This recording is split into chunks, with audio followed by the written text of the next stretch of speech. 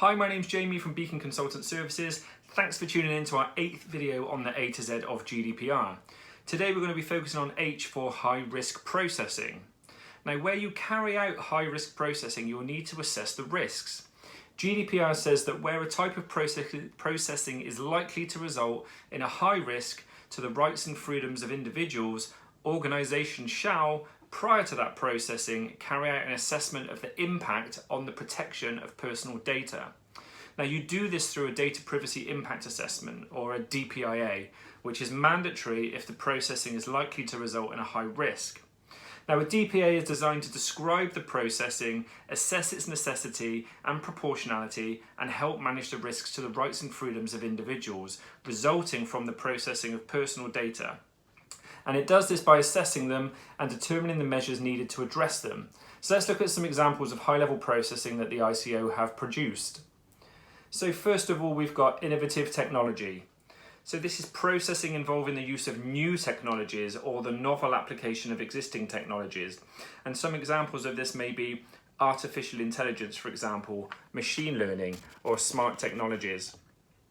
Denial of a service, so decisions about an individual's access to a product, service, opportunity or benefit which are based on any extent of automated decision making or involves the processing of special category data. So this could be credit checks, for example, or mortgage and insurance applications.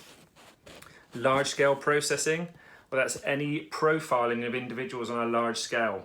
Now, GDPR doesn't define what constitutes large scale, but processing may be on a large scale where it involves a wide range or a large volume of personal data. And examples of this would be data processed by smart meters, for example, or social media networks.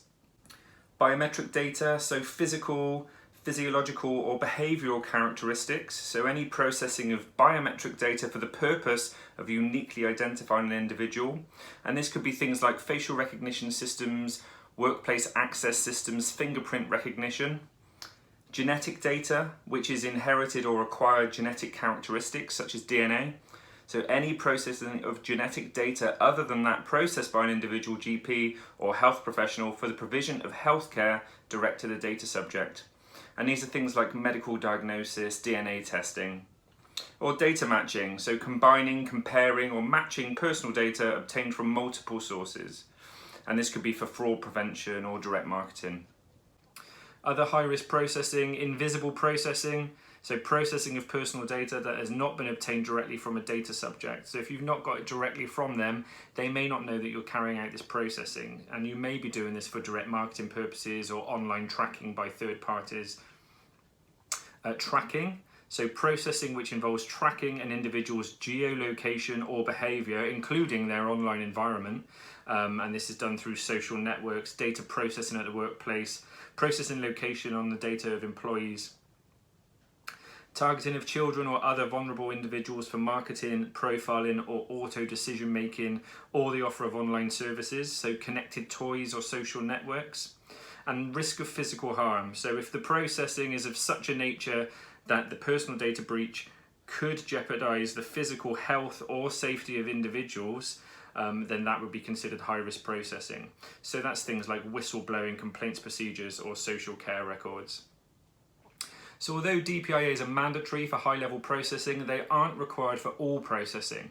But DPIAs are important tools for accountability, as they help organisations comply with GDPR and demonstrate appropriate measures have been taken to ensure compliance. So it's definitely worth considering for other processing that isn't high-level. So that's H for high-level processing. Join us for our next video, which will be on I for individual rights. Thank you.